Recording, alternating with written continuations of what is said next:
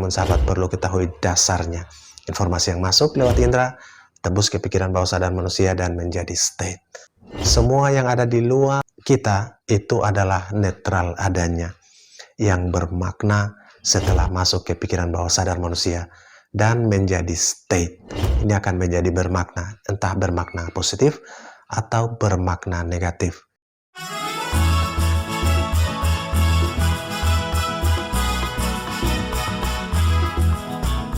Oke, assalamualaikum warahmatullahi wabarakatuh. Salam sukses luar biasa, sahabat.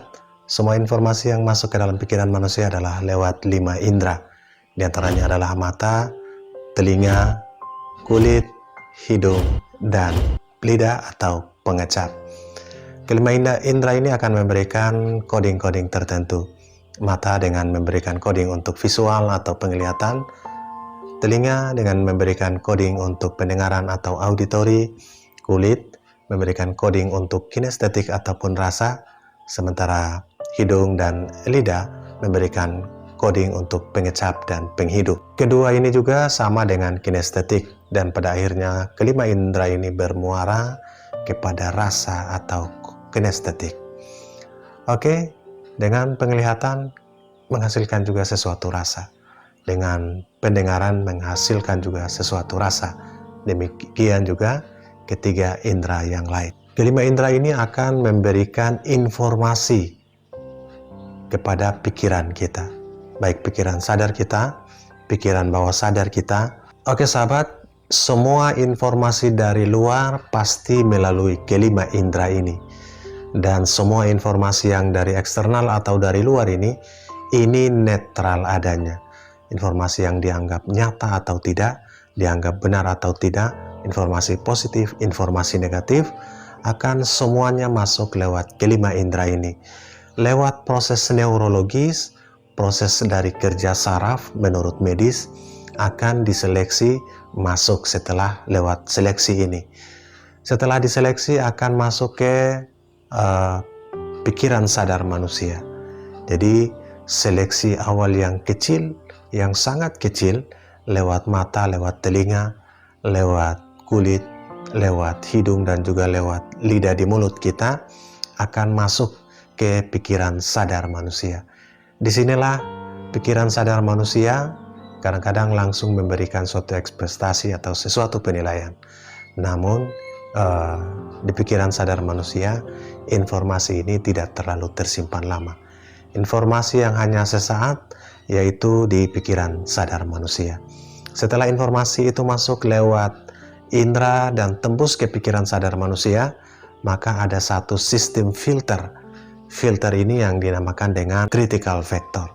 Oke sahabat, setelah informasi masuk ke pikiran sadar manusia, maka akan tembus lagi ke pikiran selanjutnya lewat satu proses yang disebut dengan proses filtering yang dilakukan oleh area critical factor. Critical factor ini menseleksi informasi yang sudah masuk ke pikiran sadar lewat indera ini, dan jika ada yang perlu dimasukkan ke pikiran bawah sadar dan akan disimpan dalam jangka waktu yang lama, bahkan menjadi emosi, menjadi buah dari pikiran, bahkan menjadi faal atau fisiologi manusia. Jadi hati-hati, jangan sampai informasi yang masuk dari pikiran sadar ke pikiran bawah sadar manusia ini adalah informasi yang tidak bermanfaat, atau bahkan informasi yang merugikan atau negatif yang tersimpan di pikiran bawah sadar manusia. Oke sahabatir, dari pikiran sadar lewat critical factor, filter ini, proses filtering ini lewat proses neurologis secara biomedis, dari kerja saraf yang memproses informasi yang masuk. Inilah keajaiban dari Allah yang cukup luar biasa, yang bisa tembus informasinya ke dalam pikiran bawah sadar manusia, atau orang menamakan dengan otak kanan, atau orang juga menamakan dengan hati atau heart.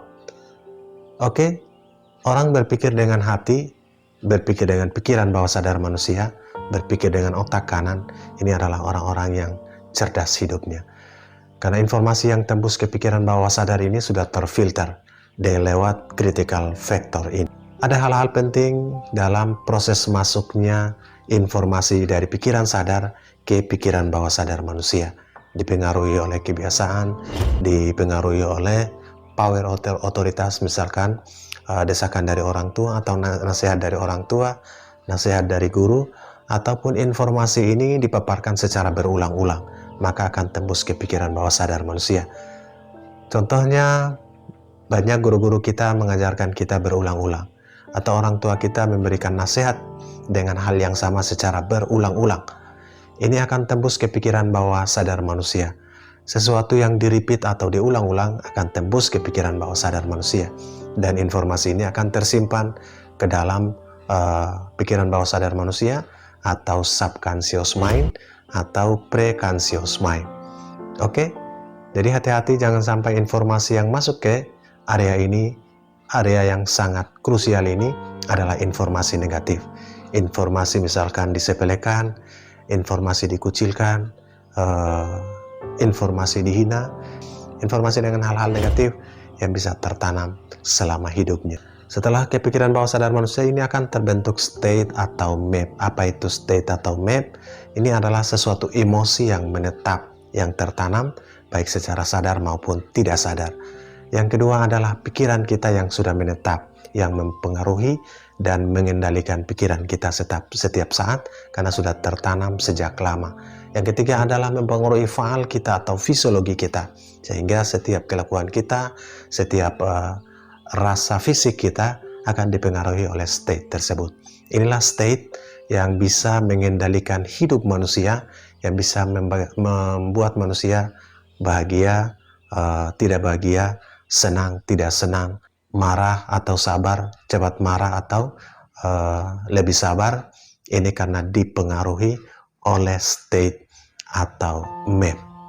Oke sahabatir, map itu atau state ini bukan yang sesungguhnya yang ada di luar, akan tetapi adalah emosi, pikiran kita dan fisiologi kita yang sudah tertanam lama ke dalam pikiran bawah sadar manusia, yang selama hidupnya akan mengendalikan pikirannya, mengendalikan gerakannya, mengendalikan perilakunya.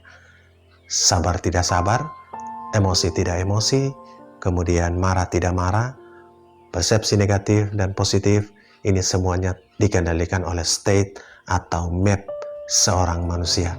Hati-hati dengan ini, karena semua informasi akan tembus ke pikiran bawah sadar manusia dan selamanya akan menjadi jalur hidupnya lewat map atau state. Ada teknik-teknik tertentu untuk mengatasi ini, namun sahabat perlu ketahui dasarnya.